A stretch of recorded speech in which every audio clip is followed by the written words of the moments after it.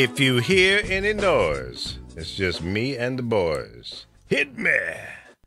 It's the Lee Michaels Show with Carol and the cast of characters live Tuesday, Wednesday, and Thursday here on thepowerofvoices.com, Facebook, and YouTube under the same name of The Power of Voices. Also on my personal page, facebook.com, Lee Michaels, and on YouTube. So that's where you can find us. And we're here to entertain and inform you about what's going on around the world.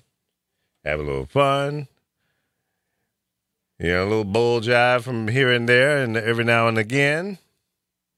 Because that's what makes the world go round and around and around and around. Thank you so much for joining us today. I don't know if Carol's going to be here. She called me, but I was in the shower, and I don't want to talk to Carol when I'm in the shower. That would just be too much. You know what I mean? So I had to let that one go to voicemail. So let me see what she said. I'm not coming in today. I got the job to do. I can't do her. I can't do her. I said I wouldn't do it anymore, so you got to be the surrogate. Yeah, okay. Yeah, I'll be the bad guy. Good morning. How you doing, Chris? Boom shakalaka. How you doing, sir? How's everything? Fair to partly cloudy, chance of sunshine today and no rain, so I'm a happy camper. Man, that was a good weather report. You should be in radio. Yeah, whatever. Mm-hmm. Yeah, see, what do you want? You're blowing smoke up my nose. I know you want something. No, I'm not Honey from last night. She, she wanted something from you. I don't want anything. I just want to do the show with you. That's it. Who are you talking about? Honey. What does she want? Yeah. Remember, she was giving you a compliment, and you was like, "Okay, what do you want?" Oh yeah. Well, that's standard line especially with the girls. You know, you got to, you just got they butter you up and then go for the kill. What are you going to do? Well, so you have to cut them off at the pass. Yeah. Well, she didn't leave a message. So I guess, I don't know. Anyways, you and me, and maybe Alpha will jump in here. I guess I got to say something political to get him all wired up and get his blood pressure up so he can come in and argue with me. Okay, I'll do it. Yeah, you call them out. Yeah. I was saying real quick, Carol's, and she's in the chat room. She's in the chat room? Yes, she is. Well, ask her why isn't she not in the studio? Okay. Well, let's see. Carol. Say, where you at? What you doing? What's going down, really? What's really going down? So, where you at? Stormy Daniels and her attorney is putting the full court press on the press. They said we want you in a deposition here, dog. You and your boy. You know. So, what do you think? Is that going to go down? Well, they're not going anywhere. That's the interesting thing about it. It's not just hype and that's it. It seems like they're going to stick around for the long haul. You don't think they're going to go anywhere, huh? No, I think this is going to be around for a little bit. I like her attorney. I think he's very dogmatic. I think he fights fire with fire.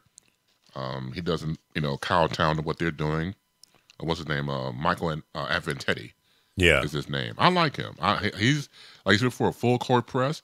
He's given enough information prior to the interview and post, and I think he's no nonsense. Has he done any high profile cases before? I don't know it. I don't know his name. Yeah, this is the first I personally have heard of him, so I don't know about his background. Okay. Well, he knows how to get him going, and the president's been quiet. Usually he's throwing rocks at people and setting landmines and hand grenades and bazookas and everything else, AK-47. But he's been quiet as a mouse. Well, for someone who twitters about the most mundane things, you would think that he would come out saying that Stormy Daniels is a liar and so is the lawyer and things like that. He's being un-Trump-like right now. Exactly. I wonder what his bedroom is like at the White House. right about now. I mean, even if it's not true, it's got to be unpleasant having these kinds of allegations coming out after you. And then there's supposed to be another 8 women in the wing.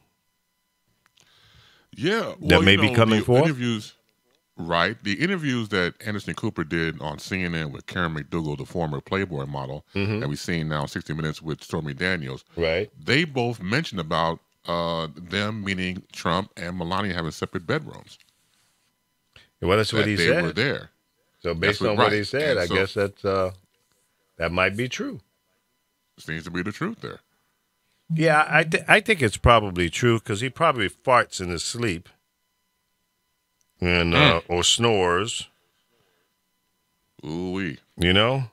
He looks like a snorer, doesn't he? Well, he's a snorter, that we do know. If he's very nervous, he'll get that, twinky little, take his fingers and his thumb and point like he's like trying to squish somebody's imaginary head. Right. And then he starts doing that. And so he's off to the races, man. Yeah. Right. Sweet. Nasty mofo. Yeah, he is. Well, we're going to see how this all works out. I mean, I'm sure he still has his sights on Mueller, and he'd like to get rid of him to stop this investigation because, if this investigation unfolds what we all think it might unfold, it ain't going to be pretty in the White House. Well, CBS on 60 Minutes on Sunday clocked in 22 million viewers, which was their first time in 10 years. First time in what? In 10 years. They got that many viewers. Yeah. Wow, there's a lot of interest there. Mm-hmm. And great hype behind it. Really, that's true. Well, we're going to see what happens. Here's the thing. I mean, here's the thing that freaked me out more about 45. So both ladies said to Anderson Cooper that he said to them, "You remind me of my daughter." Yeah, that's kind of creepy. Now, help me out with this. Now, if you about to hit that, you ain't thinking about your daughter. No. Last I checked, depending on what kind of freak mode that you are. Yeah, that's creepy. And that gave me the willies. That was the willies, man. That's creepy. And I remember when he got the nomination. He got the nomination back in Cleveland for the Republican Party for the presidential bid.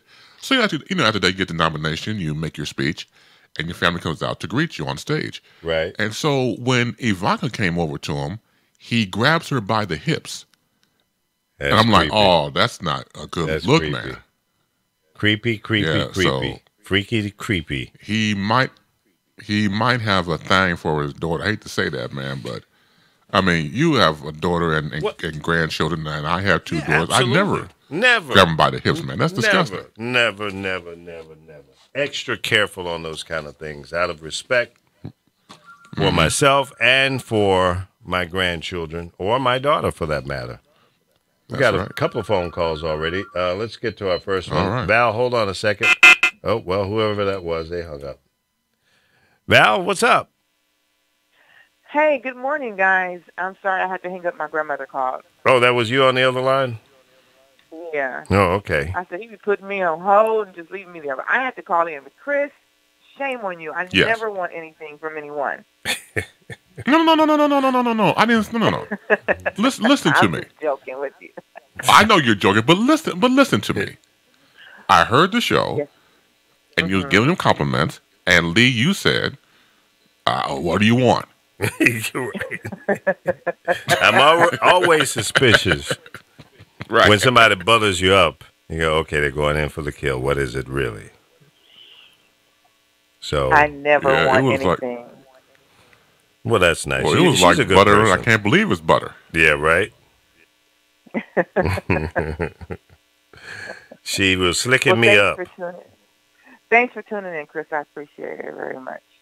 Oh, you know I'm a fan. Like, first of all, I want to thank you and your theme song for correcting me on Honey's Closet. Because when I would go promote it on my show, I would say Honey's Closet.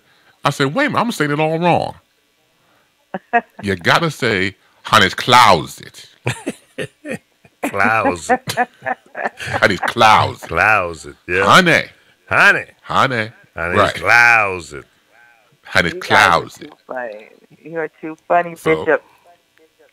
Well, it is what it is. And ever since then, I'll go tell people, for example, check out thepowerofvoices.com Tuesday evenings, 8 p.m. on the West Coast, and you can check out Honey's Clouds It. You guys, you gotta check it out. Well, thanks for all the promotions. I appreciate it. You guys are amazing. I just wanted to call in before everybody gets in and gets talking because I just had to let you know I never want nothing from Lee. Lee's a man.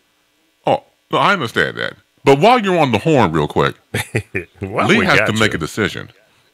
Right. Okay. Because you said, meaning Honey, that you are the same person in the cast of characters. And all this time, I thought I was the same one. Well, so, Lee, you're the guru. It's your show. Who's the sane one? The sane one in this show? Yeah, like insane or sane. Well, I think I'm the only sane person in this group. Oh, no. Oh, okay. No, honey. All right. Y'all make me a little crazy sometimes, but pretty much I'm the level head up in here. See, I thought I was level-headed one.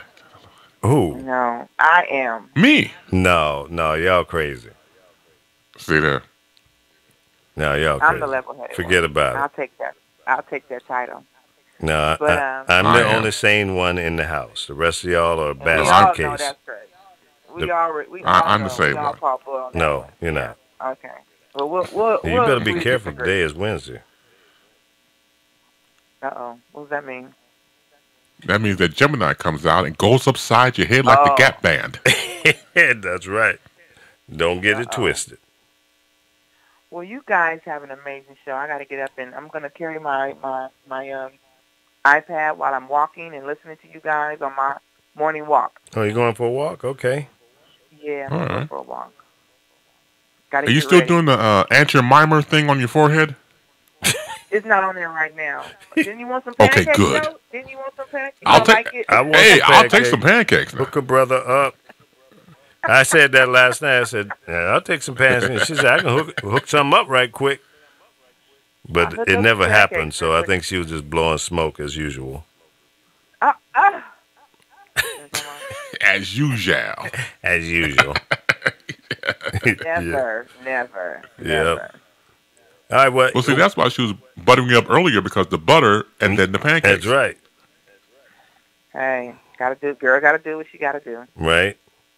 Well, have a good one. I know you'll probably call back in when we say something outrageous, so I'll be standing by. Because I gotta be the same one. I have to be the same one. So okay. That's work in progress right there. You got a long way to go to get sane. We're going to pray for you, okay? Please do. I'm trying. You need help. I do. Jesus knows I do. Yeah. All right. Well, you have a good one. Guys. We'll talk to you later. All right. You too. Okay. Bye-bye. All right. By the way, take care of it. A follow-up, ladies and gentlemen, on our conversation from last night on Honey's Closet. She always asked me about my Uber story of the week. And I got into some do's and don'ts. You know, you as the rider, when you make a call to get a driver to come pick you up, look at the amount of time it's going to take for that driver to get to you. If it's going to be 15 minutes and you know you're only going 1.5 miles or 2 miles, even 3 miles, because a 15-minute drive, at least here in L.A., could be 5 or 6. And last night I had one was 7 miles. And I was reluctant about accepting it. It was like, originally it said 17 minutes, and then when I got on my way, it settled into about 13, 14 minutes. I was reluctant. It was up in Pasadena, and I was in downtown L.A. So it's a 7 or 8 mile ride. So I said, I'm going to go ahead. Maybe it'll equal itself out. They were going 2.5 miles. I should have canceled the call or called them and said, hey, man, where y'all going? But, me being a nice guy, I'm trying to make sure people get home. And it was 5 drunk asses. Another one of those groups that won't wait till you get out of the car, come around, open the door, move the center seat forward so they can go around the seat. They would rather put their knee in your damn seat. Sometimes they'd step in the seat. And I mean, really, just no couth at all. No respect for your property. So, folks, don't do that. Please. Because you might get the wrong driver and somebody might just yoke you or something, slap you upside your head, or as you crawling across his or her seat, smack you on your butt. Say, hey, God damn it, don't do that in my car. What's yoking? You said yoke. What's yoking? Yeah, yoking. When you put your arm around somebody's neck and just snatch them. Oh, okay. Like a form of choking? Yeah. Or you can grab them by the collar and yoke them back. Oh, I use that, man. Yeah, you like that one? Yoking. Yeah, that's some old school. That's some old school stuff right there. I'll take that back. I'll bring it back to life. Yeah. So, and occasionally I'll get somebody to call me. Like, I had one last night was 19 minutes away. Really? And they were smart. They canceled within 15 seconds before I could even really get going towards them. But my new rule is anything over 10 minutes, I'm going to call you. I said, where you going? Are you just going down the street and you just, then cancel, hang up, and wait a few minutes. You'll get somebody a little bit closer. I'm certain.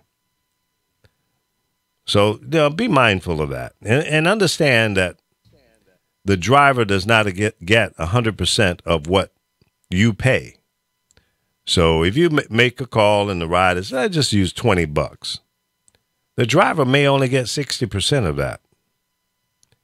Because Uber and Lyft both have increased the percentages that they're taking from the total fare. And they got some trumped up bullshit in there as well. When there's a surge, which means there's a high demand in the area that you're in, you're going to pay more because there's a high demand and not enough drivers in that area. So they raise the rate that the rider pays to encourage drivers to go in that area to service the demand. But much of that surge goes to the Uber or Lyft people. So don't think that the driver is making a lot of money off of that ride. He or she is not. I mean, if it gets down to 50%, I'm out. I'm just, the numbers won't work. I got a car that, I got a mortgage on it. It's a brand new 17 Suburban Premier, which is the top of the line. There's three categories: the LS, the LT, and the Premier. And what is now called the Premier used to be called the LTZ, which is the more luxurious model. So me and my dumb ass, I went for the best because I want to give people the best service possible. Mm-hmm. So I got a bigger car payment than the other guys. Oh, shut up! What are you laughing at? You know what? I can mute you. Captain Obvious. Put you on mute. Oh, we got Donald Grammer on the line. Hey, Donald. Good morning, Lee. How are you? Hey, Chris. Hey, I'm good, man. Hey, Donald. How you doing? We rocking, jocking, and finger popping up in here. Great. So what's going on there on your side of town there over there on the, where are you, in Hyde Park? Yes. Hyde Park. That's where the president has a home over in Hyde Park. Yeah, he's a couple of streets down, or was a couple of streets down to Lake Park. Yeah. I said the president. Y'all know who I'm talking about, not damn Trump. No, of course not. I don't think if he had an opportunity, he would live here. I don't think he would. Oh, hell no. He'd be a target. He knows where not to go. There's too many guns in Chicago. In spite of the fact that the NRA gave him $30 million, he's a sellout. He's a total sellout. You take $30 million from a special interest group, you're a sellout. You're a punk. You're a sissy. You've been bought and sold. He actually tells you that when anything is referenced about the NRA, he never makes any negative comments about it. No, he's not going to. He doesn't put his foot down. He doesn't say anything. No, he's not going to. He's already telling the NRA that the Second Amendment will never be appealed. And right. But nobody's saying appeal the Second Amendment, but we can make amendments to the amendment. You know? Right. The forefathers, when they sat down and penned the Second Amendment, they could not see this far into the future to predict what kind of firearms would be available in the future. We had muskets, which was not a very accurate firearm. In fact, you could put your damn eye out from the explosion when that thing, the hammer was coming down and light the gunpowder. If your face is too close to it, you get powder burns. You thought all those white people back in the day had freckles? No, that was powder burns.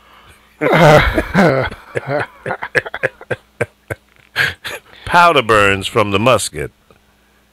And you know, they would put the gunpowder in this, pack it in, and put a ball, like a huge BB, into the chamber and shoot. You could be 30 feet away, and that thing might hit you in the kneecap, and they're trying to hit you in the heart.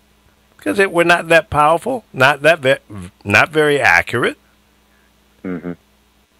So now we have high-tech ammunition and guns, and some people just can't understand that we're in a different world. These guns are more destructive. Well, guns don't kill people, but assholes with guns in hands do. And every mind is not equal. Some are just plain evil, destructive, want to kill, hurt, and maim people. Some are mentally deranged. And some are just stupid. Right, they just don't get it. So for all you gun nuts, pick your category. Where are you?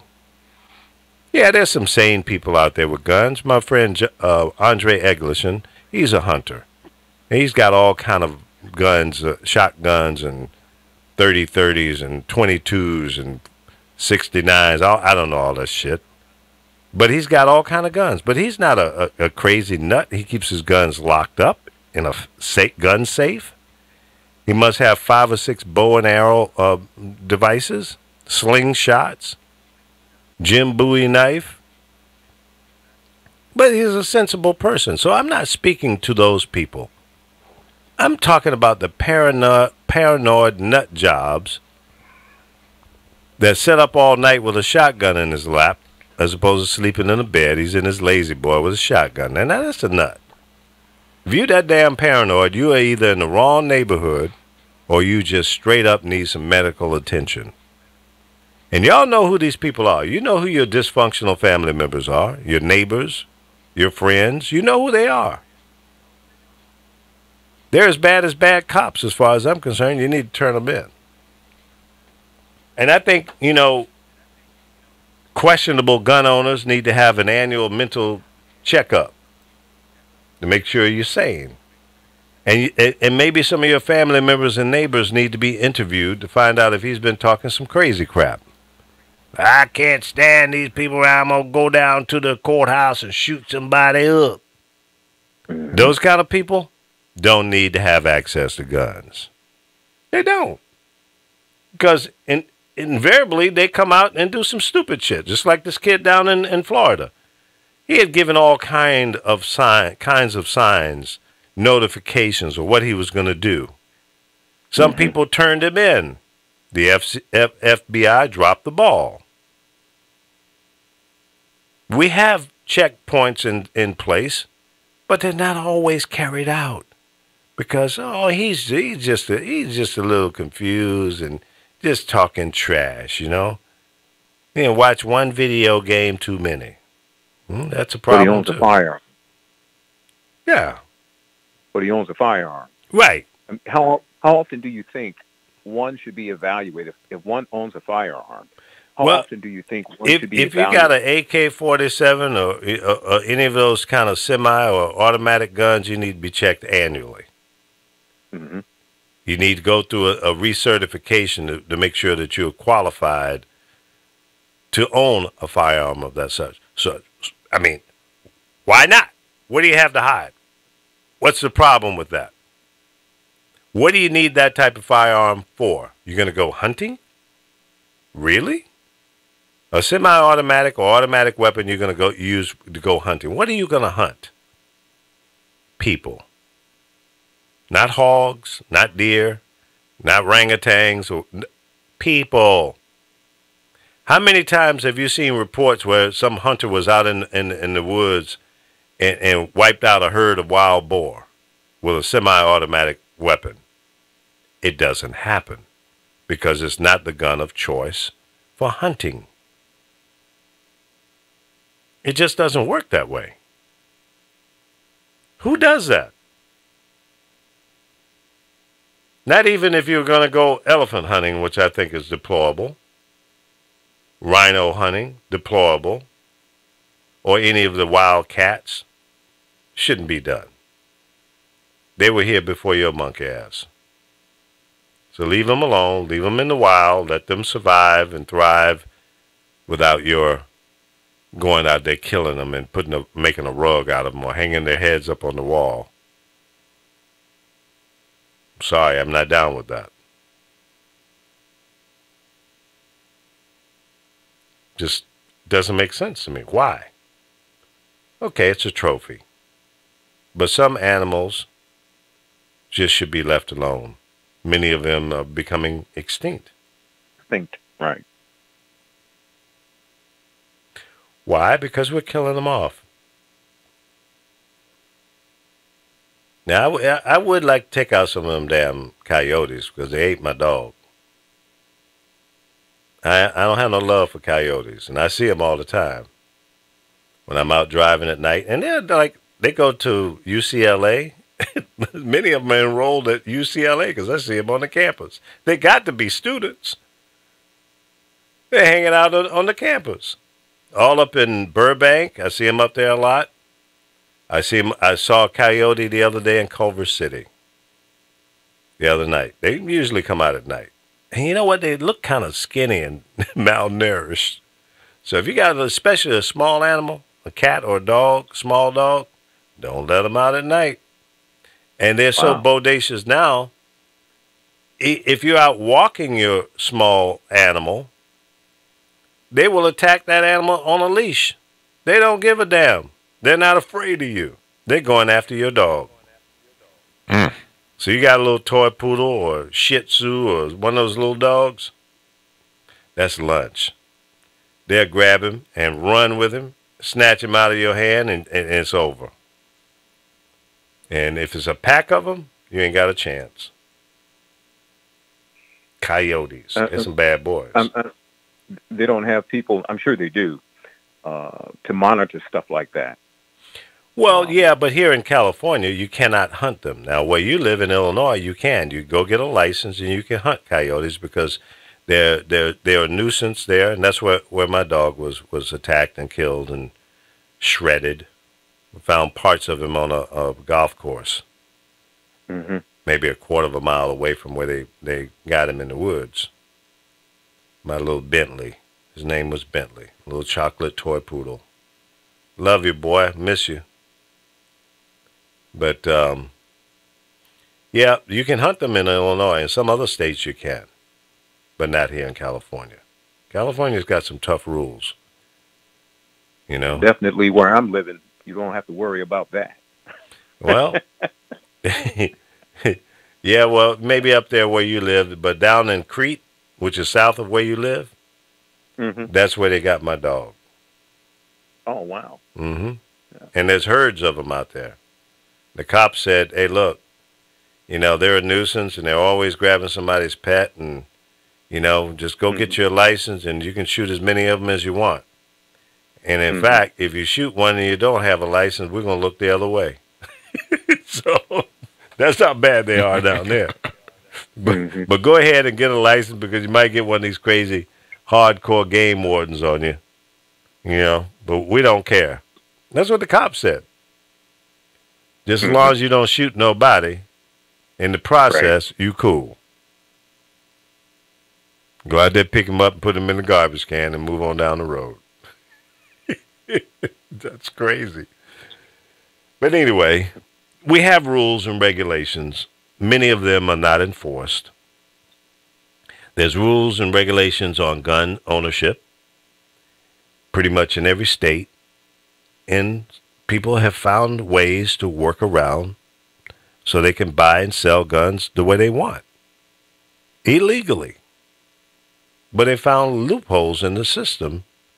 It's like you can go to a gun show. Some of these gun shows are very loosey-goosey. They don't ask a lot of questions because these guys want to sell guns. But if you buy from a reputable gun store, it may be more stringent process that you have to go through. And it should be. If you're going to own a gun, why wouldn't you do it the right way? Because you got something to hide? Because you have an agenda and you don't want to get caught for some stupid shit you're about to do? That's the only reason. If you got a clean record, if you're not a felon, you should go through the process. If you're going to go buy a gun for hunting or just, you want to go to a target practice place and shoot up some targets, okay. But don't let that go to your head. Don't let these video games think that you can go out there and shoot up a bunch of people and they're going to get up. You can reboot the game and they're back up and running. No, that's human life. You take those people out, they never, ever see their family members again. Have some respect for life.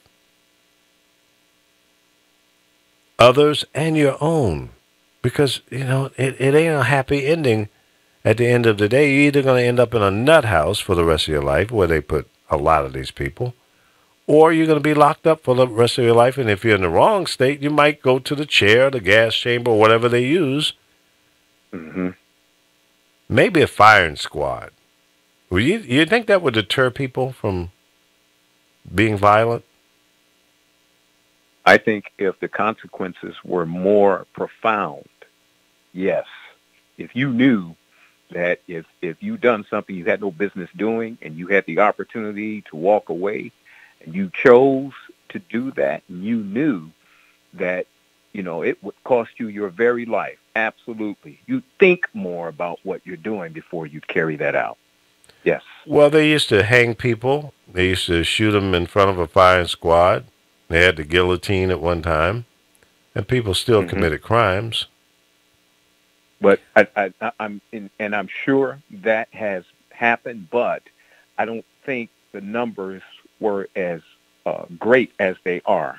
If a person knew, for example, there are some cultures, one in the Middle East in particular, if you're caught stealing, right, you may lose your hand. Right. And so, again, we don't live in a world where there's total absolution of everything. You normally get 90% of this, 10% of that, 80% of that, 20% of this, right? There's always someone not going to go along with what they should, what you should be doing. But right.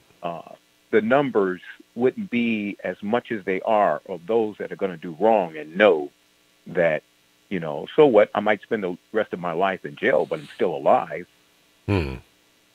So you think the death penalty would prevent people from performing violent acts? Yeah, I think if it was promoted more, yes. Yeah. Absolutely. Well, if you knew that you'd lose your life, if you knew that once the science is done on you, and it wouldn't take long to find out why you did what you did, and it was found that you could have avoided that, and you did it anyway, and you knew that you'd lose your life behind that, and it would be swift, absolutely.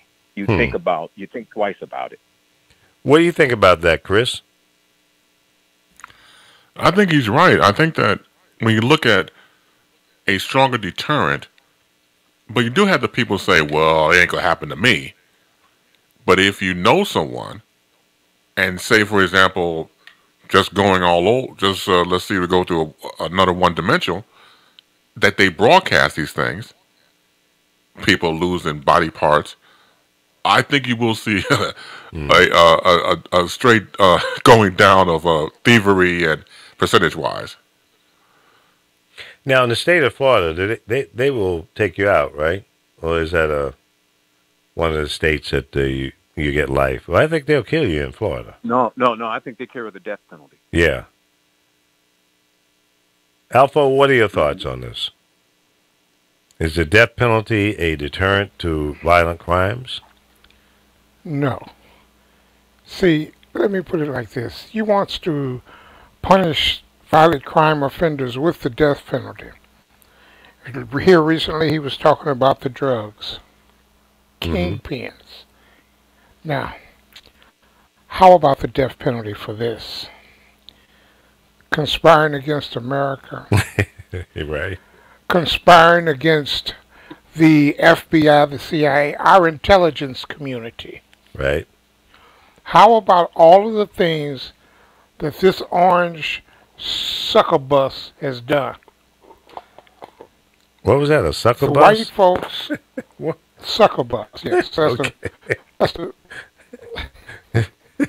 Normally say for female. Okay. I'm sure there is a male term that makes it relative. Jackass. But, you know, this deal about the death penalty from these so-called pro-life people, they're also pro-war. Yeah. And if you ever hear what's his name, the comedian's name, George Carlin. George Carlin, yeah.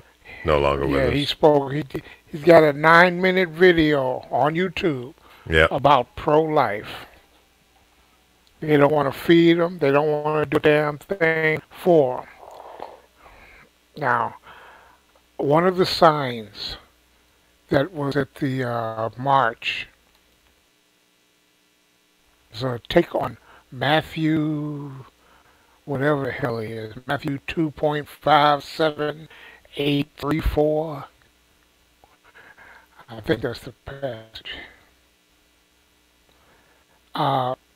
It says things like, when I was hungry and you took my food stamps. I was a stranger and you sought to deport me. I was sick and you took my health care. Republicans have their fingerprints on all of it. That's true. Now, how about that being a crime on humanity and we just execute all them mofos? Well, that's a thought. We have another caller on the line. Is that my old friend Ron? Yeah, but I'm not saying anything because I don't know what y'all talking about. I got to listen for a while. Come on, Ron, just say anything. That's what we do. Well, I'll tell you something. I think the death penalty is a good thing depending on the crime that that the person is committed to, and they're sure that that person did it. The death penalty, to me, is a good thing because if you give them life imprisonment, now we got to feed them, we got to clothe them, we got to, they get sick, we got to fix them and all of that kind of stuff. After they've done something that bad, the health care and all of that, we got to pay for. There's a couple of things about this prison system that that used to be years ago in place, but today now it's not. So now you got people committing horrible crimes, like this guy down there shooting all them kids in that school. Lynch him at 5 o'clock in the evening on the TV so people can see it. And right. Now, and the other thing I see about prisons that years ago, the prisoners did all the street work and chain gang. Yeah, you go to jail and you hard labor. But now they're going to jail, they're cooling it, kicking their heels back. They ain't doing nothing. Yep. And they got these organizations out here, the Street and Sanitation Bureau, them cats making $75, $80 an hour when you count their health care and their pension and their pay, and they out there walking around like, they need to get rid of all of that. I know it ain't going to happen, but... Yep. It's interesting. I ordered personalized license plates, the black ones with the yellow or orange the old-fashioned California plates. Uh-huh. And it took almost 4 months to get them. Uh-huh. And I asked the lady, I said, are they still making these things at the prison? She said, yeah. I said, what are they doing them by hand? One at a time? Banging them out one at a time? She laughed. She said, I don't know. I said, they haven't gotten automation in there yet? I mean, really? I paid extra for personalized license plates, and it took almost 4 months. Right. I went, damn, I forgot I ordered them. Oh, I understand. But the prisoners still make them, huh? That's what she said. Okay. I was surprised. I thought they had farmed that out to some private industry by now. They do everything else. Right. Because it's all about money, man. It's all about money. It is. Yeah. I'll tell you another thing. Huh? That's right. It's all about the money. It's all about money. Absolutely. Yeah. I'll tell you another thing. I think I was having a conversation with a couple of people. This is real interesting. Yesterday about the Second Amendment. Okay, I think they ought to get rid of the Second Amendment because, first of all, for people to own a gun that shoots a whole lot of times, there's no reason for that. There's no sensible reason for that. You don't use that for protection. You use that for offense. And now they've got it where I saw a magazine a couple of months ago where you could just open up the magazine, any kind of gun you want, just put your email in there and contact them and put your credit card up, and they would send you the gun. That's horrible. Yeah, it is. You don't know who you're selling that gun to, but they don't care. Right. They don't care because they don't care. It's all about that money. You know, they make $1,500 on a certain types of guns, or some of them even more expensive. Right. You know, yeah. I got my buddy Andre, and I may call him up and have him come in and talk about this whole gun thing. He bought a rifle for hunting, but it's air powered, and it's as powerful as a gunpowder type gun with a high powered scope on it, and he can shoot a pigeon from 100 yards or more away and hit him in the head. That's how accurate these things are. But that kind of a gun, to me, is okay in the hands of the right people. Exactly. Right person. Yeah, I agree. Correct. Yeah, that means that, okay, you've gone through a check. You've gone through a check, your background check, the kind of person you are. You're not a mental patient, you know. So, and now you get a gun like that to do some specific kind of shooting, fine. But this gun that they got out there that shoots all them times, and all you got to do is, when you empty, just push the button, take it out, put another one in, and you shoot a whole lot of more people. That, man, that just ain't, it don't make no kind of sense to me. Yeah, it's too easy to hurt and kill a lot of people in a short period of time. Exactly. You know, and people who are these real gun enthusiasts and nuts, and say, well, if the person or people they were shooting at had guns, and he wouldn't be able to take out so many people. Now let's think about that. What are we going back to, the old cowboy days when you're going to have a shootout in the streets and the saloons? Right. Really? Yeah. I was in this conversation, Lee, yesterday with these people I'm telling you about, and this one person was from Canada, and he was here on like a 4-day trip and stuff. He was sitting in the room with us, and he said that in Canada you cannot have no gun. They got laws there where you cannot you can have a gun in your house, a pistol, but a multi-shooting gun, it's against the law. You can't have it. Right. And here we've got, and this where the conversation came up yesterday, and I wasn't aware of it. I've heard of it, didn't know nothing about it, but I've been reading about it this morning. The Second Amendment gives you the right to bear arms and own weaponry. They need to restructure that stuff. Well, I was talking about that a few minutes ago before you came on. Okay. When the Second Amendment was written, the gun available at that time was basically a musket, which was not very accurate. It took you minutes to reload. Okay. And so it wasn't a big, huge threat compared to what we have today. Got it. So anybody with an IQ 2 points above plant life can see that the Second Amendment needs to be amended to accommodate the type of technology that we have advanced to. What's wrong with that? Well, there ain't nothing wrong with that, except Republicans are not going to go for that. Because they're bought and paid for by the NRA and other special interest groups. Exactly. Exactly. And let me ask you this. I'm sorry. Go ahead. Let me ask you this. When do you think that one should be permitted to own a firearm? For example, they say now they want to boost it to 21. Would a 21-year-old know that you use a firearm if you're defending yourself when you've exhausted all peaceful resolutions? That means you can't walk away. The person's not going to allow you to walk away peacefully. Would a 21-year-old know to think that way? I'm going to use this after I've exhausted all possibilities to resolve the difference, whatever the argument, the difference is, peacefully. Then I'm going to use a firearm. Would a 21-year-old know to do that?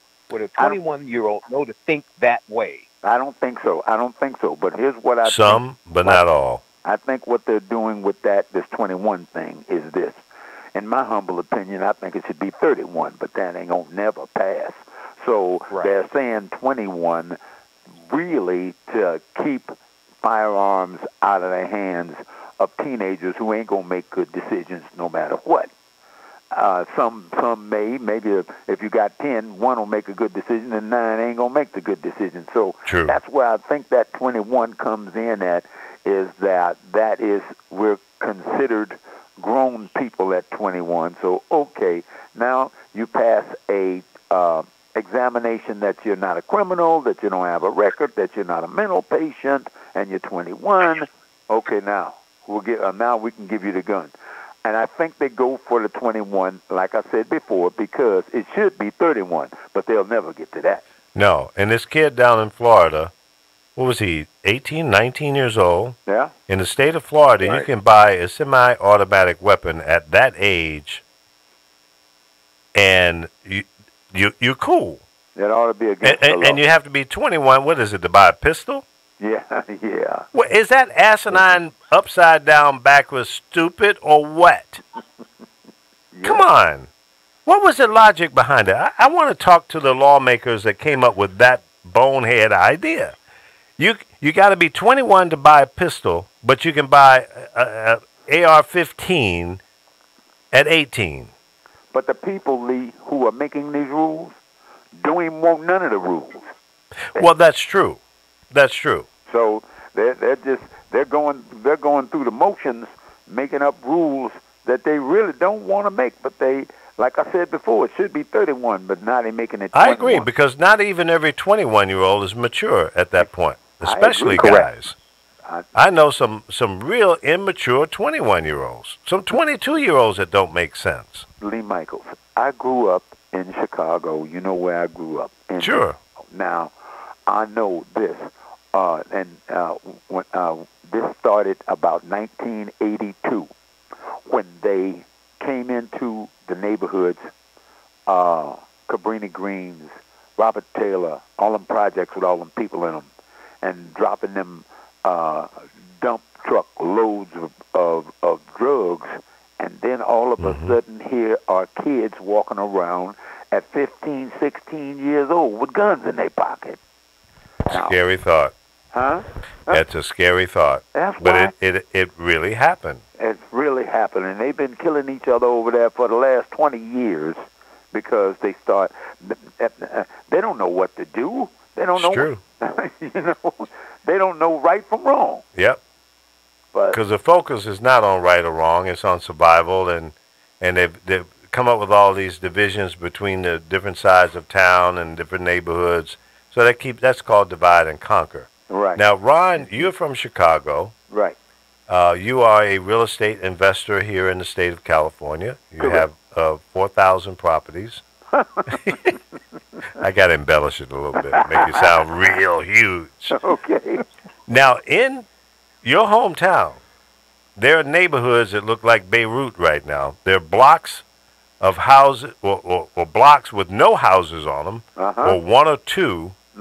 I'm suggesting to you to take some of that money and go to Chicago and start buying up this land, because that's going to be prime land very shortly. Oh, man, are you hitting the nail on the head? Am I on point? Oh, you are on point big time. I remember the last time I went to Chicago a few months back. I got off the airplane at Midway Airport. Then I got this rental car, and I go down 55th Street, which is also Garfield Boulevard. When I grew up over there, those houses are beautiful. They're duplexes and single houses. They're beautiful with the architecture of back in the day. All of them that are still standing got wood on the windows. And you're right, a bunch of vacant lots. Y'all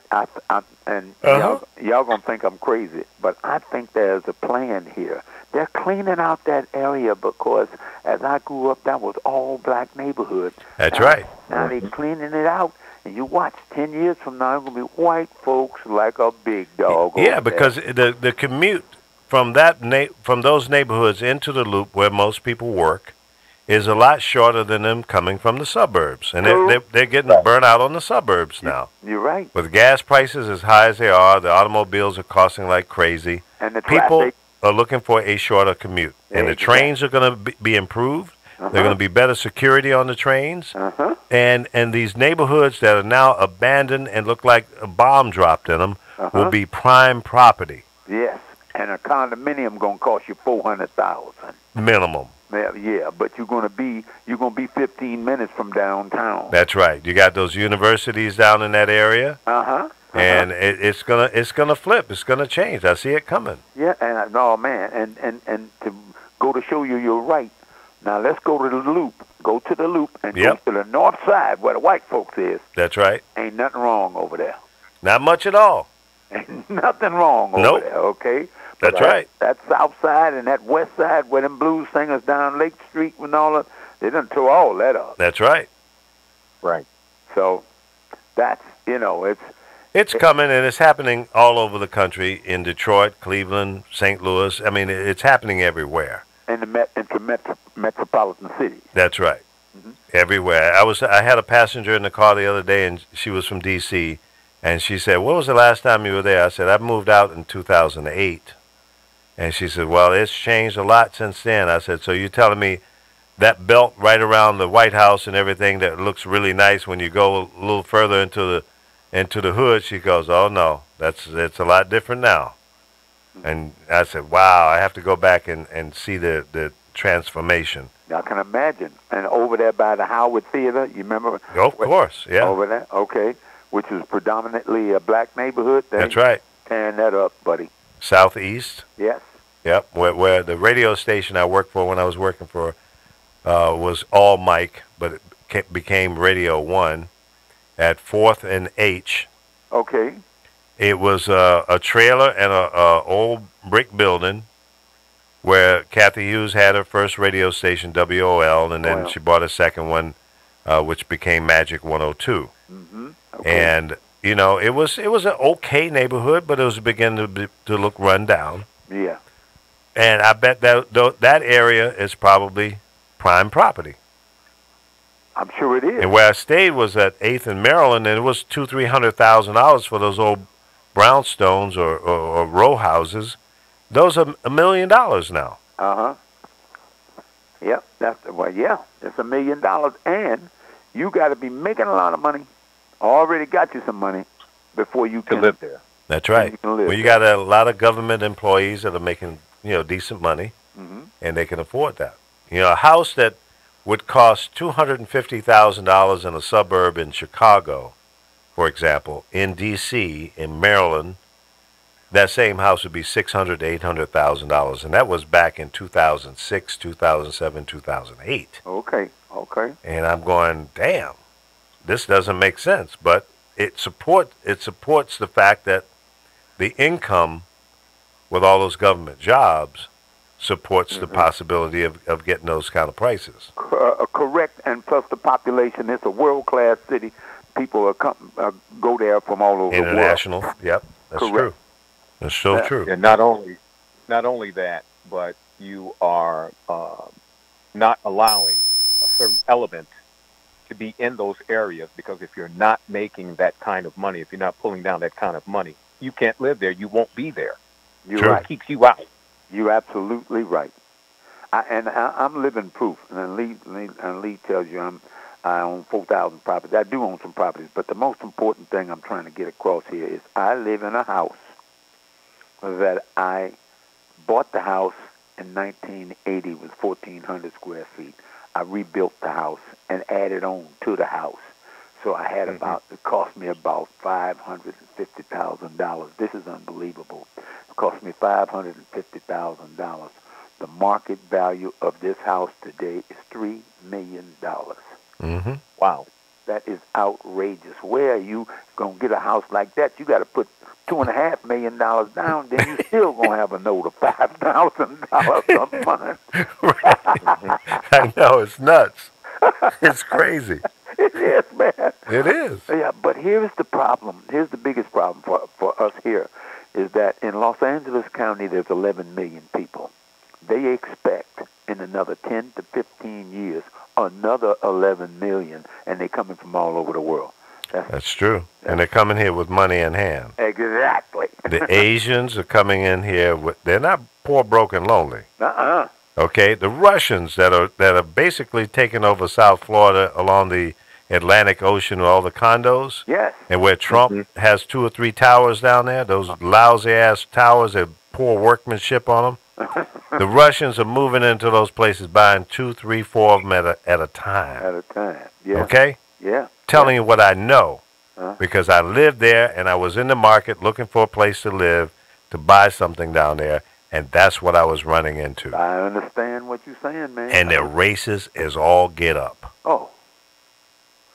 I had a real estate agent who happened to have been white, and she was hooking up places for us to go look at, condos and what have you. And we went to one place, I want to say it was maybe on a Sunday. And we went into the lobby, and the real estate agent told the concierge that we were here to see apartment such and such and such. Now, the people who had the place for sale were still living in it, and they knew we were coming. The appointment was set up days in advance. Mm-hmm. So when we got there, and she told the concierge, and the concierge called up to the apartment, the condo. Now, apparently, they have a camera system where the people in the apartment can see who's in the lobby. Okay. So all of a sudden, the owners said, well, we forgot that it's a Jewish holiday. They're Russian Jews. So they couldn't show the house today. I went, are you freaking serious? You didn't know this 3-4 days ago when the appointment was set up? No. You saw this black man standing there in the lobby and say, he ain't coming in this house. No, no. See, that's just some bonehead stupidity and racist bullshit. Yes, it is. Because you just lost a sale. And they said, well, make an appointment for another day. And I wouldn't dare go back there. Lee Michaels. I hope you roast in hell and can't ever sell that damn house, and I hope you lose it. I hope they repossess your house. Well, you know, I'm hearing what you're saying, but let me tell you this, okay? When it back to guns, I own a .357 Magnum, and I own a .32 caliber snub nose, and those are the 2 guns that I own, and I keep them in my house. I don't carry them around with me in my pockets and stuff like that. Right. But you know where I live, Lee. Yes. I'm the only black person up here. Okay. And the reason why I have those guns is I have been approached negatively by my neighbors a few times. Really? For one reason, I'm black. Now I'm going to tell you this story right quick. One day I'm coming up the streets. I get off the freeway. I'm coming up the streets, going to my house. And then I come up and I saw this lady. She was backing out of her garage, so I stopped. And I didn't blow the horn or nothing like that because I didn't want to confuse her or scare her. And she backed out, and then she turned with the face of her car facing me, and she saw it was me. That ain't the first time she's seen me. Her and her husband have been seeing me for a while, and I could see it in their face. They didn't like me. So she pulled on the side, went on up the hill and went home. And I parked my car, and I keep this gun, this .357 Magnum, on top of the cabinet over the phone in the kitchen. So this guy, all of a sudden, comes up my driveway, gets out the car, come in my house. Do you hear me? What? Come in my house. No. Yes, he did. Yes, he did. I jumped up there and got the gun, pulled the gun down. I said, Steve, you have just broken into my house and you are in my kitchen. If I blow your brains out right now and call the police, I ain't going to spend 5 minutes in jail. You just broke into my house. And whatever the reason you came into my house without knocking or ringing the bell is wrong. You are wrong. I could kill you right now. You see this gun right here? I ain't playing. And his face dropped from mad as hell to, oh, shit, what have I done? Now, what was he mad about? I'm going to tell you. He was mad because, I'm telling you, Lee, I had seen them a bunch of times. They are racist white folks. They didn't want no niggas up here. So that's why they didn't like me. That was the reason right there. And so she gave him a line of bullshit because he wasn't there at the garage when I pulled by. She gave him a line of bullshit, and he came up here to chastise me in my house. So I said to him, I said, Steve. Absolutely. Remember this, Steve. Whatever you do, however you do it, I ain't nothing to play with. You're going to lose your life fucking with me. You're going to lose your life messing with me. And he said, I'm sorry. And he turned around, got in his car, and went back down the hill. And then, Lee, after that, I would go down the hill and see them, and he'd give me one of them bullshit grins. I just wouldn't say nothing, just kept on going. You know, but you reminded me of, huh? He wasn't expecting that. No, he wasn't. The element of surprise whipped his ass. In his mind, check this shit. In his mind, he was much, much better than me under any circumstances. Yeah, I mean, in his mind, he felt he had the right to violate your property by coming into your house like that. He was boo-boo da fool. No question. Okay? No question. He was a dumb man. But you know what? That just tells you right there. Racism takes good sense out of it. Oh, yeah. Common sense he left at home. Oh, man. Completely. Now, his wife obviously lied to him. All he thought was, I'm going up here and I'm going to chastise this nigga. I'm going to whoop this nigga's ass. Right. That's all he was thinking. I wonder what his wife said to him to get him that angry. Well, I told him. I said, I don't know what your wife said, but I explained it to him exactly how it happened to me. And I didn't mean to scare her. That's why I didn't blow the horn. That's why I stopped and let her have her way. So that's what happened. I don't know what she told you, but she must have told you something for you to run up here and put your life in danger. That's right. Okay, so you just made me think about these people, man. They changed the date on you because they didn't want you there. So, Ron, do you think he went home and got upside her head? No, I think I think he went home and talked to her, and they both said, "Hey, let's quit messing with this nigga." He knows that would have been the wise thing to do. But he had so much anger, and he was so pumped up. But she at least got one slap upside the head. you had me messing with this man. He got an AK-47. You know you're going to embellish the lie. He got an AK-47, put it up to my head. You almost got me killed, you crazy witch. But he could have said that, Lee, but the problem is, he's just as crazy as her. Yeah, he was. Absolutely. He was dumber than a rock. Right. Running up in somebody's house like that. Right. But, I mean, that's just straight up bodacious crazy. I think if I had been white, he wouldn't have ran into my house. Oh, he wouldn't have done that. No, hell no. Not at all. No. He wouldn't have done it. He figured, well, he's a black guy. I know he ain't got no gun. I'm going to go up in there and go off on him and smack him around in his own house, beat him down. Because he already thinks he's better than me already. You see what I'm saying? Right. But that's where he's coming from. It surprised the hell out of him. That 357 surprised the hell out of him. Oh, yeah. That he dried did his not mouth expect up. that, huh? That dried his mouth up. Oh, it did. Oh, it did. Shit. But now, hold up, Junior. Yeah.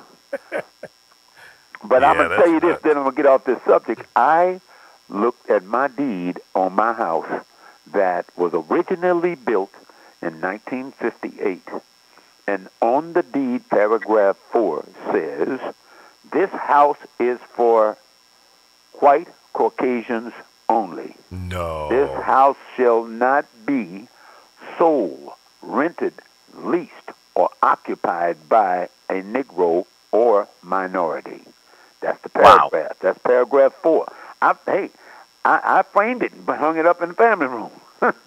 Now, that was 1958. What? 58? Huh?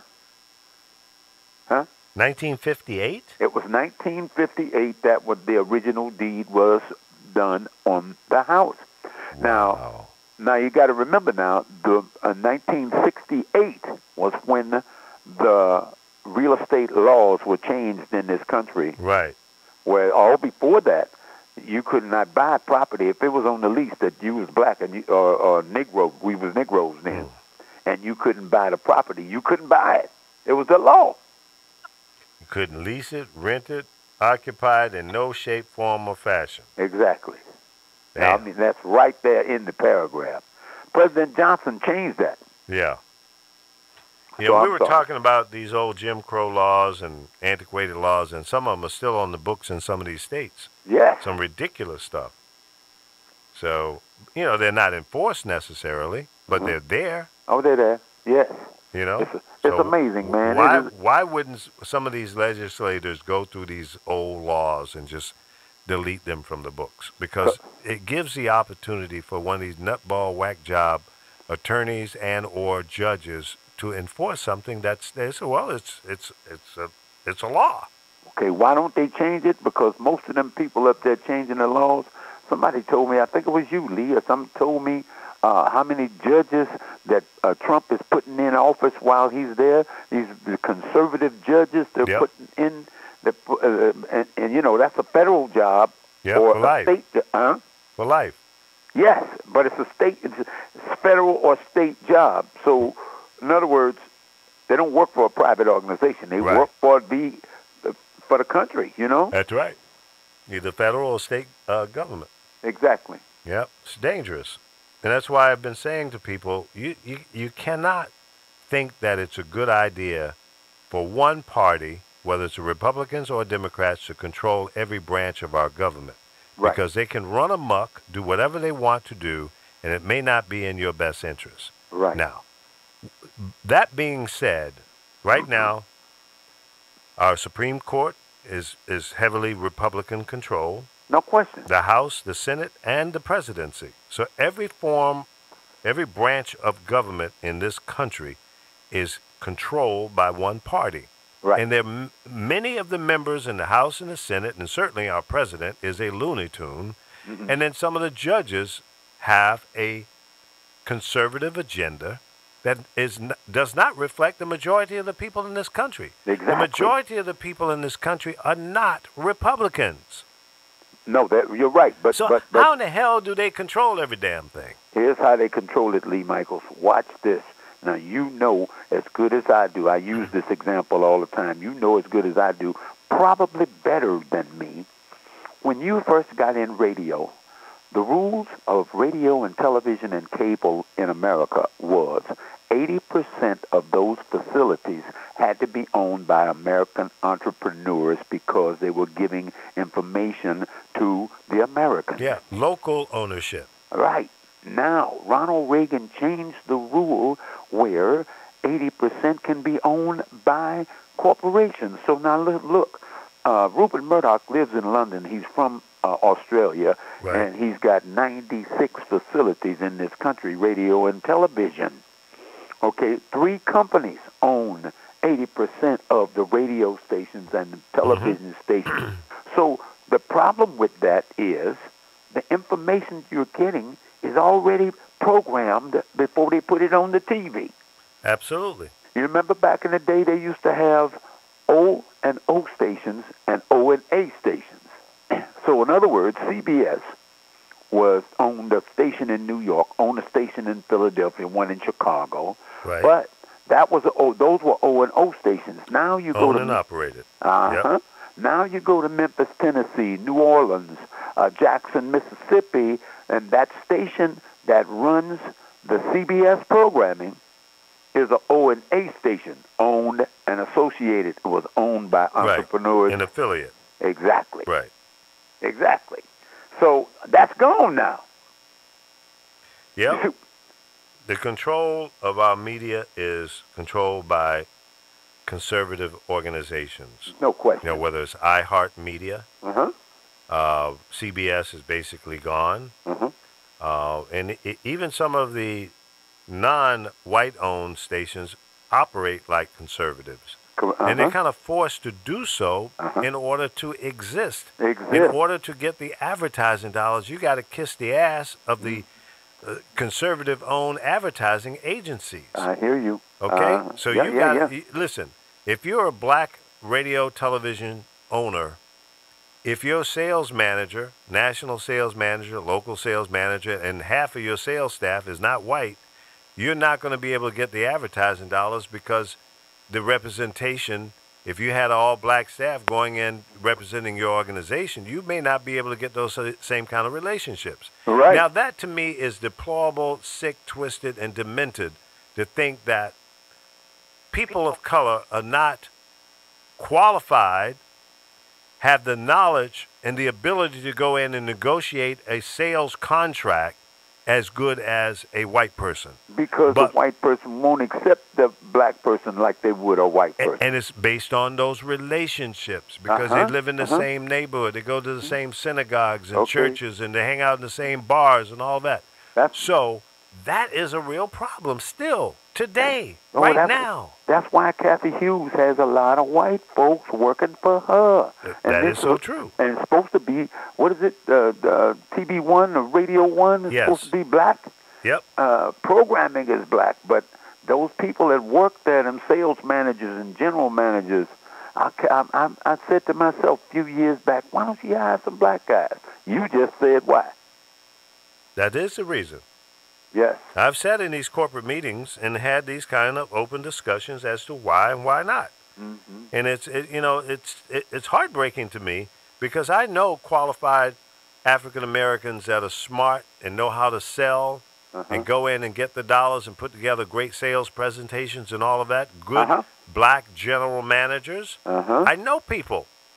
I've worked with them. I know you do. And they're credible, but they can't get a damn job today. Yes. Nowhere. Yeah. There's more qualified people sitting on the beach than those that are working. Well, here's the point now, I think. You just brought up a point that's in my mind. I've been thinking this for 10 years, and I think it right now. I think that the best thing that that black people can do is look into the future and see and pick what you want to do. Now, to go get a college education, to me, to go get a college education is a waste of time. Now, you're going to go to get this college education, and then you're going to pay all these fees and stuff that they got, and it's going to cost you because it's a racket now.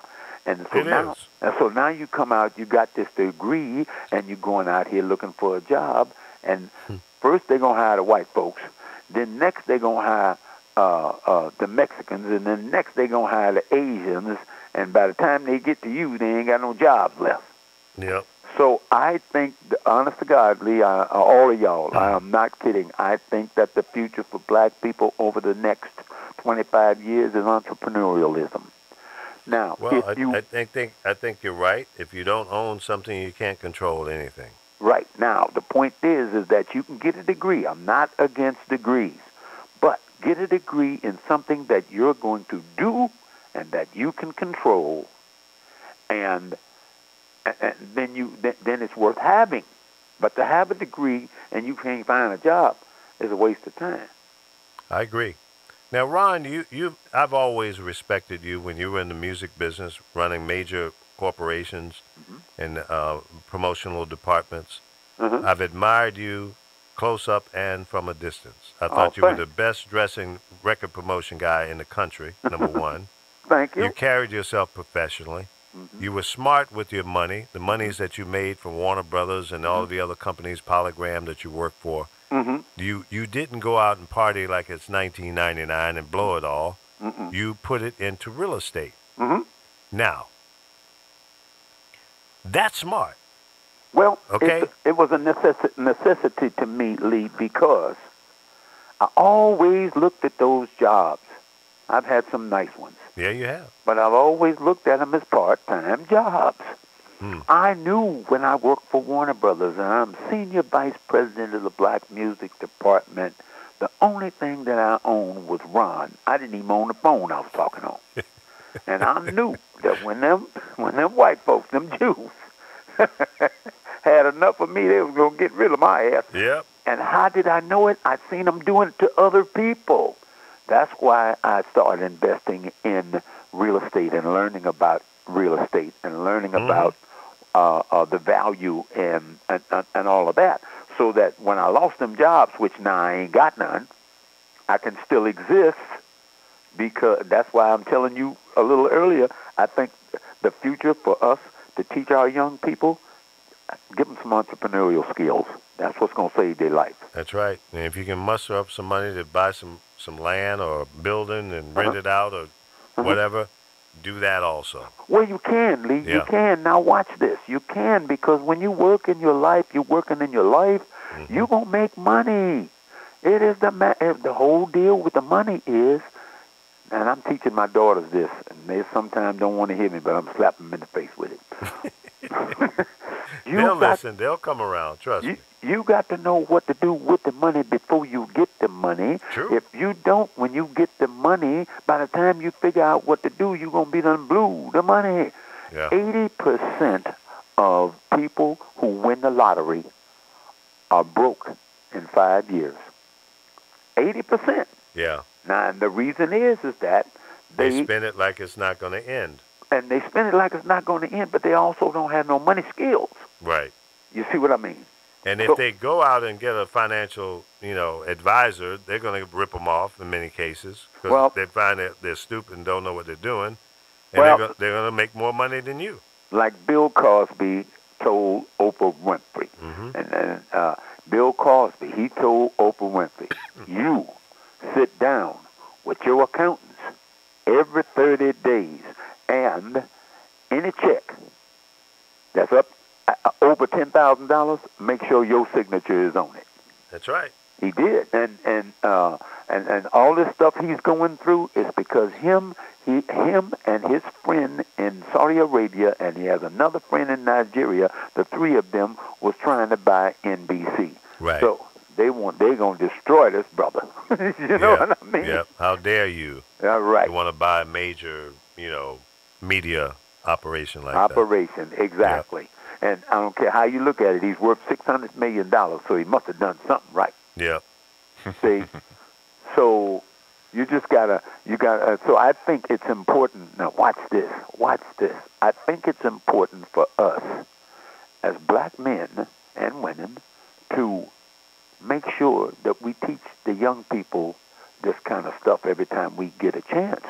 I remember, Lee, I bought a building in Chicago, and I was lucky because I came up under a few entrepreneurs that trained me. I ain't no genius. I got it from them. And I remember going to see my mother one day, and I said, Mama, I got a chance to buy this 8-unit apartment building for $75,000 because the guy is losing it, and I can get it. Okay, and my mother said to me, you know what? You're talking to the wrong person. Go find somebody who owns 4 of them buildings. Go over there and talk to the people at the bank who handling all that money. Good advice. And she said, I am a maid. I ain't made over $60 a week in my life. I can't. If I tell you something, and it's right, I don't know it's right. Yeah, well, she was smart enough to know what she didn't know. Yeah. And was smart enough to give you some great advice, Yeah. and you follow through on that, and you talked to some people who had experienced those type of things, and you learned from that. You knew what not to do. Yeah, exactly. And what to do. And what to do, exactly.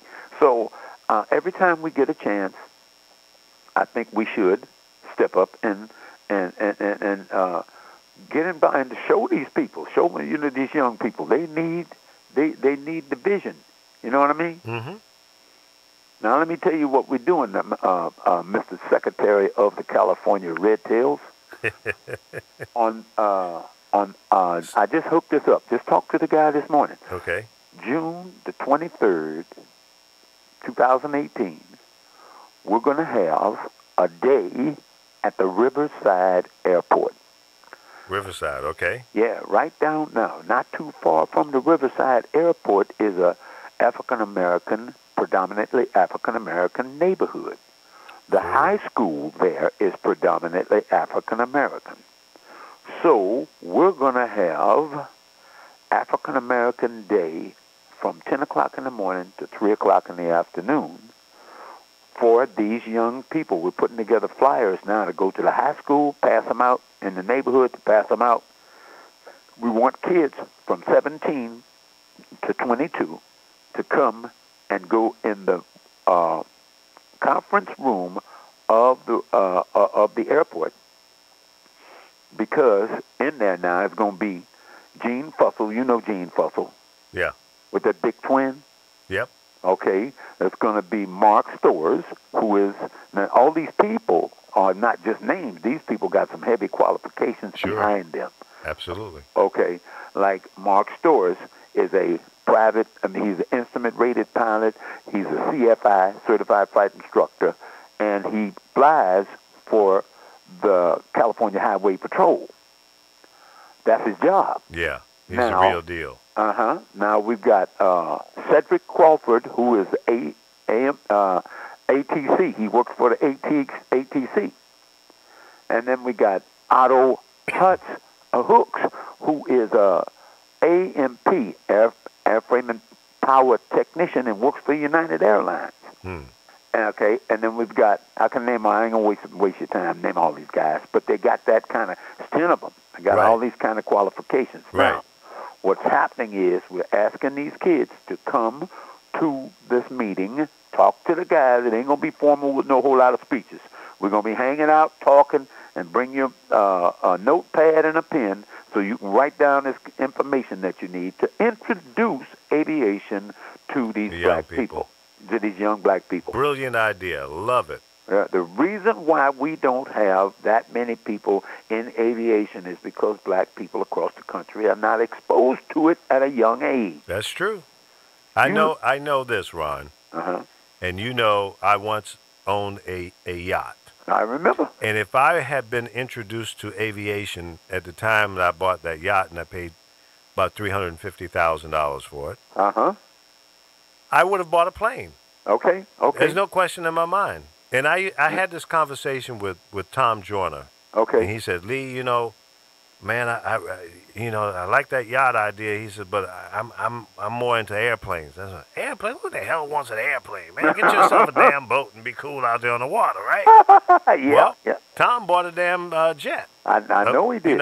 What is it? A Beechcraft or a Citation? Yeah. It's a Citation. It's a jet, right? Like almost like a Learjet. The fastest.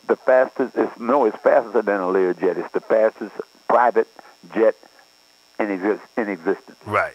See, so he can go in almost anywhere in the world in that thing. He can go anywhere in the world. Wow. And now he can't go anywhere in the world nonstop, but he can go with one stop. Or you know what I mean? Right. Exactly. So and I understand why you bought that yacht, because you grew up on the water. I did. I didn't grow up around aviation.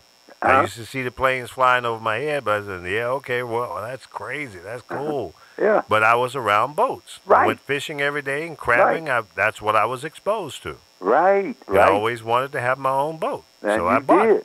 And you did. And I tell this story all the time about, not all the time, but when your name comes up, about you taking off from Lake Michigan and going through them lakes and up to the St. Lawrence River and down the Atlantic Ocean down to past Florida, up in the what's the name of that place? All Mexico. through the Keys and everywhere. Yeah, but you came around Florida and what is the Gulf of Mexico? Yes. And then come up to Mississippi and come back to Chicago. No, just the opposite. We would leave Chicago, go down the Illinois River to the Mississippi River, over to the Ohio River, down to Tombigbee Waterway, and come out around Mobile, and then go down to St. Pete, and come around the Keys, and come up in the Miami Fort Lauderdale area, Pier 66. So, but then when we went back to Chicago, we would go up the East Coast into New York. You mean up the Atlantic Ocean? Right, in the Atlantic Ocean, and then up into the New York area, and take the Erie Canal. Yeah. Up to Canada, come through the Canadian locks, come out, go across to Cleveland, up around Michigan, and then back around to Chicago. That's a hell of a trip there, buddy. It is. That's a hell of a trip. It's a hell of an experience, and I would encourage everybody to try that trip because it's so informative, educational, and very scenic. But you got to have, it's more scenic, I know it is, but you got to have two things to do that, Lee. You got to have A, money, and B, you got to have time. Yeah, it does cost money, especially in a motor yacht, because you're going to burn 1,000 gallons of fuel a day. Wow. Okay. Wow. Yeah. Now check. 1,000 gallons a day. And during that time, the fuel was $1 a gallon, in some places a little bit less. Today, that same diesel fuel is $4 or more. Oh, that's right. That's right. So it's 4 times more expensive today. Right. And then you got to have time, too, right? Yes. Yes. Because it takes time, don't it? That's right. Yeah. Yep. And to that's go from Chicago down to, say, St. Petersburg, Sarasota area, we would do that in about 10 days. I mean, you could do it faster, but we would stop, and hang out for half a day in some places that were worth hanging out in. Yeah. And when you're going down the Mississippi River, man, or coming up the East Coast, looking to your left over to the shoreline, I can imagine what the people who came here from Europe saw when they came over on those old wooden ships. There were no skyscrapers along the coast and high-rise buildings. It was nothing but trees and grass and sand and mountains and pristine water. Yeah. Yeah. Now today the water's not as clear and pretty as it used to be because of all the pollution and shit. Correct. But I can imagine what that looked like. It had to have been just a beautiful, beautiful sight to witness. Lee, let me turn you on to something. It's beautiful today. I watched this program. Matter of fact, this program is on right now. I just chose to get on the phone and talk to you guys. But there is a program that comes on the Smithsonian television station every day called Aerial America. And they take a state and they go through the state. You just made me think of it because when they go through the state, they go through the geography of the state, they go through the history of the state, and they're flying at 2,000-3,000 feet above ground. So it's like you could see everything, just like you just got through saying. Yeah. And it's a good program. Check it out. I have to check that out. Yeah. It's called Aerial America on the Smithsonian channel, and it comes on at my house every day at 11 o'clock. Okay. So anyway, but like back to the whole deal about the future for us. I swear to God, I believe this. You can go to school if you want to, but make sure you go to school for what you want to do. Right, what you have a passion for. Exactly. And then get some entrepreneurial skills on the side so that you know how to handle your income, your environment, and that you don't become a sucker to a job, even if you get the job. Right. Like all them jobs we had. You had them, too, at the radio stations. But if you don't own it, they can always fire you whenever they get ready. And they did. Shit. When they had a change of mind and they want to do something different, there ain't nothing you can say or do. They're going to do what they're going to do regardless of what you say. And I've said to many of the owners that I've worked for, hey, man, don't buy that radio station. It costs too much. It's going to fail. And I was right. But they did it any damn way because it's their money. It's their company. I'm just the vice president of whatever. Exactly. You know, but I gave them my advice. But there was something. Now I knew this, Lee. I knew this. Now you just said you was the vice president of whatever. But now you had to, in your own mind, put this on that title: temporary vice president of what? That's right. That's right. This job is not forever. Oh my God! I knew it all the time. Yeah, that is right. That's and smart. I wasn't no genius. I just looked around and saw. You face reality. I saw other people going through it before That's me. right. There were people there before you, and there were people there after you. Correct. So you don't own it forever and ever. You're there for as long as you can make it last, as long as you are successful, as long as you're making a lot of money for them. And if you piss them off one day and you say, no, man, that's stupid. We shouldn't do that. That's your ass. No question. Bye. No question. And check this shit. I used to work for this guy named Dick Asher at Polygram Records. Yep. I remember Dick. Okay. Well, now when they came in and they bought Dick out, okay, they came in, they bought Dick out. They paid Dick $17 million to get out of there. And he left. Now, I'm sure Dick was my anchor. I was his guy. Right. So the new guy that came in there, I wasn't his guy. Of course, he had his own guy. Yeah, he did. So what he did to me was he couldn't fire me because my reputation was too good and too many people in the company liked me. Mm-hmm. So what he did was put me on, what do you call it? Getting paid, but I don't go to work. So I'm not going to work, but I'm getting paid. And about after 6 months, he called me up. I ain't gonna mention his name. He called me up and he said, "You know what?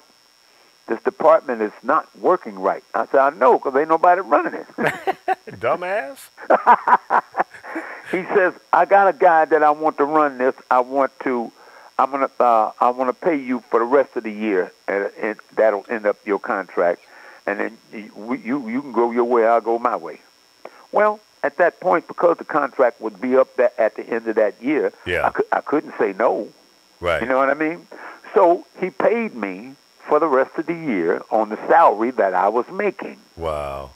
Now check this shit. Now I'm out, and after that, Lee, you know, I only worked for small companies after that, and worked for them as consultants. I didn't never want no more jobs.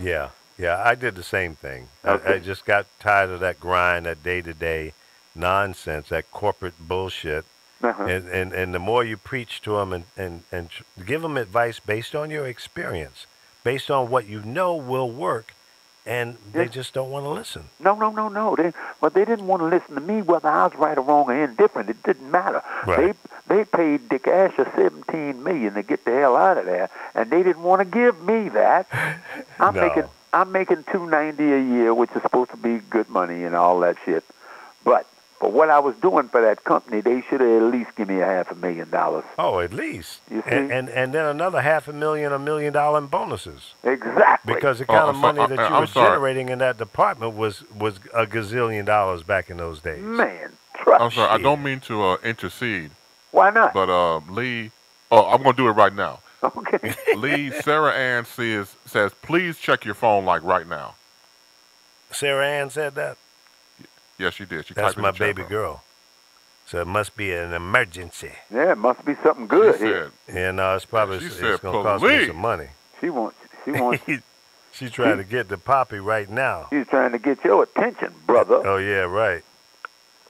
Yeah, that's what that is. Yeah. She's trying to butter you up, man. Hey, she needs some money. Right. Yeah, I know how that goes. She said, not now, but right now. Right now. I hear you, man. We interrupt this program right now to get to my daddy. That's right. That's what that was about. Yeah, I understand. Daddy write the check. Help.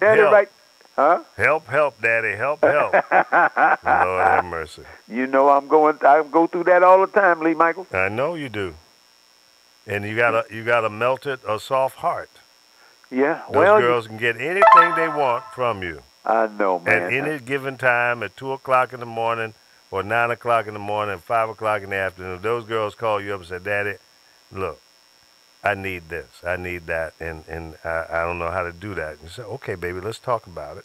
You're going to try to talk them down first, but you're going to give it up. It's amazing that I am a hard-working, strong man, come up from the streets, and when it comes to them girls, I am just a faggot, boy.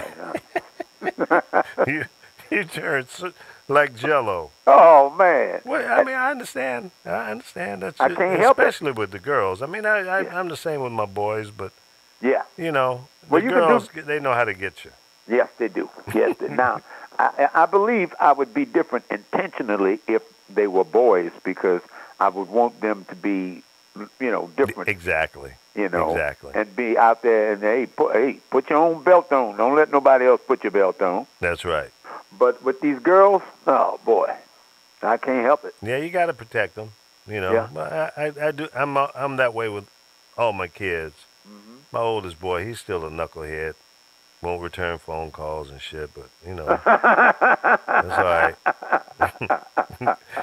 At this point, he is beyond a full-grown ass man. He's coming up on 48 years old. Oh, so, okay. You know, he don't need to call me for nothing. No, he's on. If he's 48 years old, he's in his own mind. Absolutely. And I respect that. Rock and roll, bro. Yeah, let him go. Let him do his thing. And if he comes to you, be there for him. Oh, yeah. And if he don't, pray for him, let him go. Yep. That's all you can do. Right. But, yeah, man, that's... yeah, well, you know, you always come with some very interesting stories, and I think the audience appreciates your wisdom and your experience and the things that you share with us, because it's real life experiences, folks. We're not making this shit up. Okay? The things that Ron has experienced and the things that I've experienced, I mean, and not that our experiences are the only things that you need to go by or use as a guideline, but certainly we were successful in what we did, and we're still successful. And you know? Not only that, there's another thing here that I was blessed. I mean, I was blessed. There's another thing here that me and you, I met you in 1973. That's right. We've gone through the 70s, the 80s, the 90s, the 2000s, the 2010. That's a long time. That is so true. So those experiences are hard to pass up. They are just very valuable. You can't ignore them. That's what I'm talking about. Yeah. And you know what, Ron? I feel blessed to be here on March the 28th, 2018, having this conversation with a man that I respect immensely. And you too. Vice versa, you too. Yeah. And proud to be your friend. Yeah. We've done some nice things in our lives. Yeah, man. And the beauty of this, let me say, that I remember growing up on the south side of Chicago. I did this purposely. I didn't tell nobody, but I did it. I had a board of directors. They didn't know that they were my board of directors. Your go-to guys. And one of them were John Johnson of the Jet and Ebony magazine. Yeah, Johnson Publications. Correct. And the other one was Horace Noble, who owned 3 automobile dealerships in Chicago, 2 on the south side, 1 on the west side. Oh. And then Herman Roberts, you remember him? Yes. The Roberts Motel? Yes. And he had the Roberts Show Club up there on 63rd and South Park, which is now King Drive. Right. Him? Okay. I remember the advertisements they used to run on WBMX and GCI. That's right. Well, see, I went out of my way to meet these guys, to go meet them and talk to them. And I never forget, Mr. Johnson told me, he says, you know, I appreciate that you want to learn how to be successful, how to be a successful businessman. I was already a pretty good musician, but I was dumb as rocks, like most of them are. So he said to me, he says, I'm going to show you what to do, and I'm going to tell you what to do, and I'm going to watch what you do. If you do what I tell you to do, I got your back all the way. Right. If you don't do what I tell you to do, then I'm gonna cut your ass loose. There you go. And he says, now the other thing is, don't ask me for no money. I ain't giving you no money. I ain't that guy. Okay. Yeah. So no, he knew that him giving me money was not gonna help me. Right. For me to make money and do the right thing with my money, that's what he was. That's what he was driving at. Absolutely. Yeah. So I was fortunate, man, to be around them kind of guys. That's right. Because they were trailblazers during their time. During their time, that's They had right. already broken down some walls and some barriers and some stigmas and all of that, and they passed that knowledge on to you, and you parlayed that into your dynasty. Right. So it's our responsibility to parlay that into the next generation. Absolutely. That's why I can't wait till June the 23rd. Yep. Over there, I'm going. That's going to be powerful, man. I can't wait. And the other thing is that I think it's very important.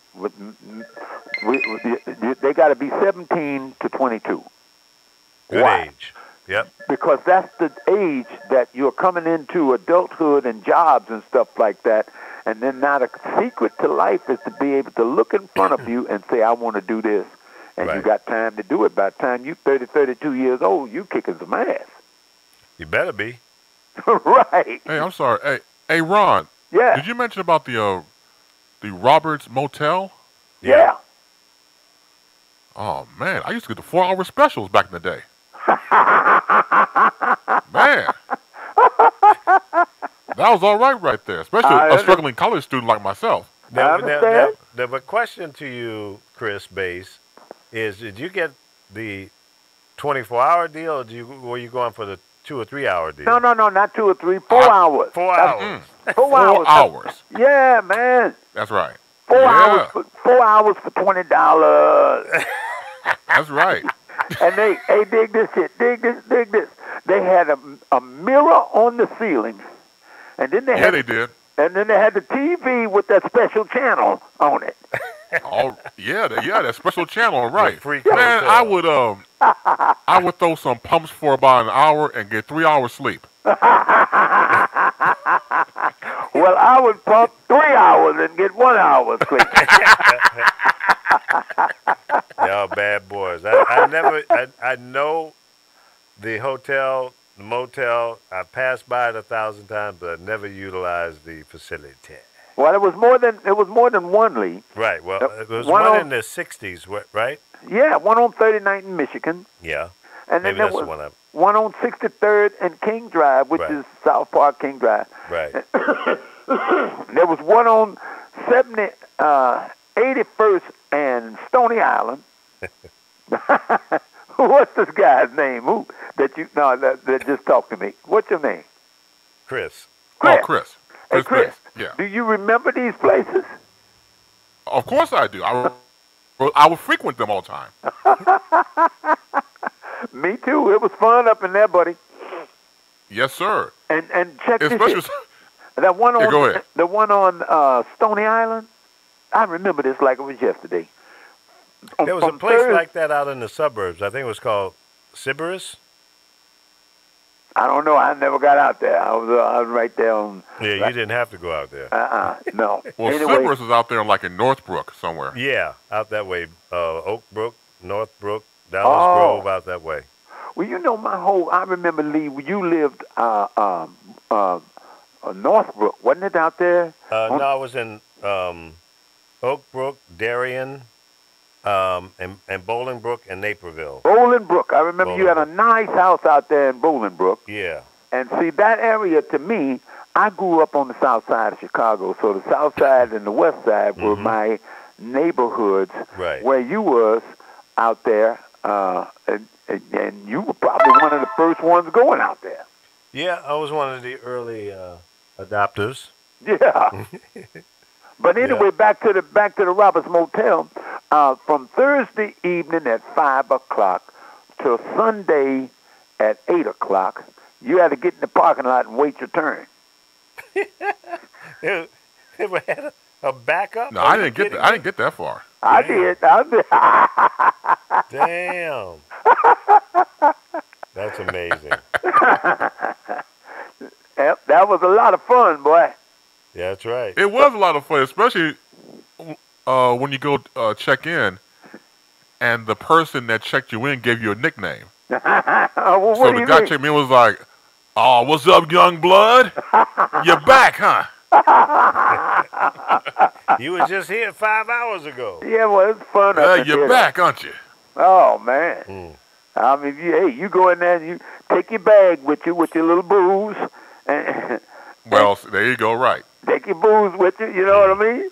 And get up in there, boy, and have you some fun. Well, you know, the thing about it was you're in line, right? And everybody's there. They're not there just to have social commentary. No. They're there to do the mattress mambo. That's why we're there. And my man who checked us in, I love him, you know, like a stepfather. But he would brag on you if you were regular. So for example, try to be discreet sometimes, you know, try to keep it to yourself. And you check in. Oh man, here comes Youngblood again. Man, this dude right here be blowing these women's backs out. Yeah. I'm like, shh, come on, I don't need shh, come on, man. Yeah, you're blowing your cover. I remember talking to the manager of the motel one day, and he was telling me what they did was they put up a 8-foot redwood fence, and I said, and then they put the sign up over the fence, 4-hour rates, and then why they put the fence up there was when you could drive up in there and park and wait, and then if your wife, when you come down the street and she saw your car over there at the motel. The no-tell motel. Yeah. Or vice versa, husbands and shit. Hey, man, that was fun. Hey, Ron, you ever been to the... In Detroit, we had the 1-hour rates in Detroit. We had the Cass Motel, $10 an hour. Really? What's it called? The 60-Minute Man? Yep. Oh, man. I sat up in there one night with this hooker, man, for about 12 hours. I spent about $120. I could have paid $30, had the room all night. But I kept saying, I just need one more hour. I just need one more hour. I'm like, damn, I done spent $120 on this ragged-ass room. But you was having a ball. I was doing cocaine. I kept thinking I was going to bust, and I couldn't. Oh, you couldn't? Oh. That cocaine have you thinking, okay, I'm about to go. Oh, man, he knocking on the door again. $10 more. That's funny. Boy, you know what, Apollo, you're a mess. That's all I can say. Well, I'm just telling the truth. No, but hey, I know that went down. Yeah. That's how life go, man. You was having fun.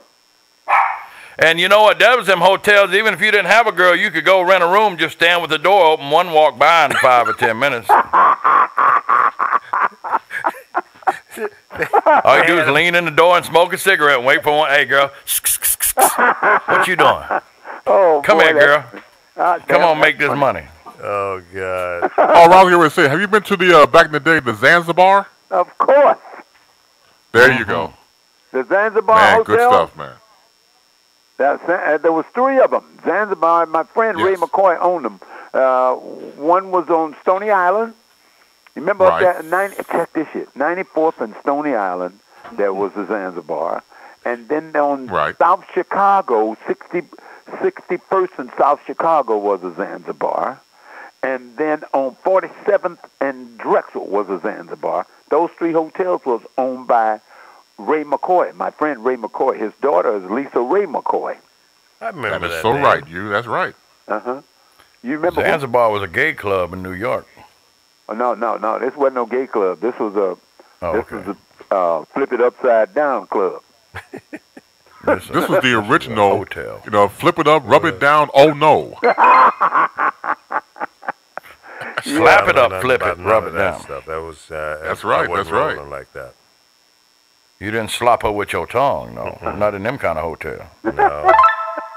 I wasn't hanging out with that. Mess around and have something in your beard. Well, I would go to, I went to them on a kind of regular basis, but I'd bring my stuff with me. I bring my girl. Well, tell me something, fellas. What did you all do about that little clause that says erections lasted longer than 4 hours? Seek a physician. Well, I was just thinking about that. Lee Michaels, he said his son 48, so they right at that age where they can share their Viagra prescriptions and their Efferdent. Oh, damn. My daughter. Daddy, you got some Effergrip? I'm out of Effergrip, and I need a Blue Diamond too, Daddy.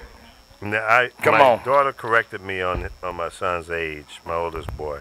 Okay. I think I said he was what? 46 or 48? You said he was 48. 48. Well, I think he's maybe 46. Oh, okay. Okay. Well, he's still old enough to have a Viagra prescription.